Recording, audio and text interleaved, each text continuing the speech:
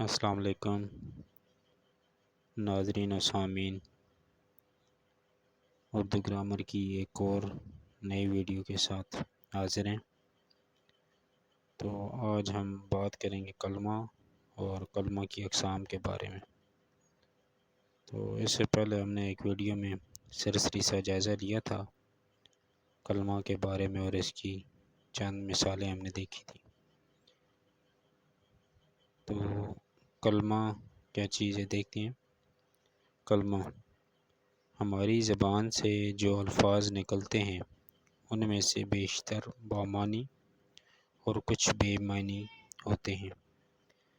بامعنی الفاظ کو کلمہ کہتے ہیں، یعنی وہ لفظ جن کا کوئی معنی ہوتا ہے جو ہمیں سمجھ آتے ہیں۔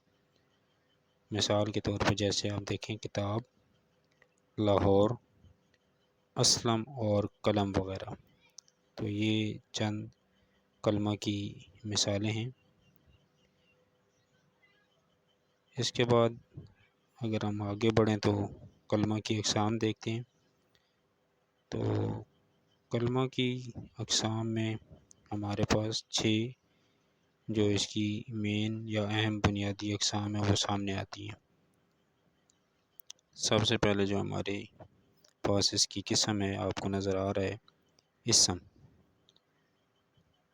اور اس کے بعد جو دوسری اس کی قسم ہے کلمہ کی اس میں فعل ہے۔ تیسرے نمبر پہ اگر ہم بات کریں تو آپ دیکھ سکتے ہیں تیسرے نمبر پہ جو اس کی قسم ہے وہ ہے حرف۔ آگے چلیں تو چوتھے نمبر پہ اگر ہم بات کریں تو صفت۔ چوتھے نمبر پہ جو قسم ہے اس کی وہ ہے صفت۔ مزید آگے ہم دیکھیں تو ضمیر، اور چھٹے اور آخری نمبر پہ ہمارے پاس آتی ہے متعلق فعل۔ ٹھیک ہے، جو آخری قسم ہے وہ فعل کے معنی کو مزید وسیع کر کے ہمیں بتاتی ہے، یعنی جو کام ہو رہا ہوتا ہے اس کو مزید بہتری سے، مزید گہرائی سے ہمیں بتاتی ہے یہ قسم جو ہے متعلق فعل۔ تو یہ ہمارے پاس آج کلمہ کی تعریف تھی، چند مثالیں تھیں اور اس کی اقسام تھیں۔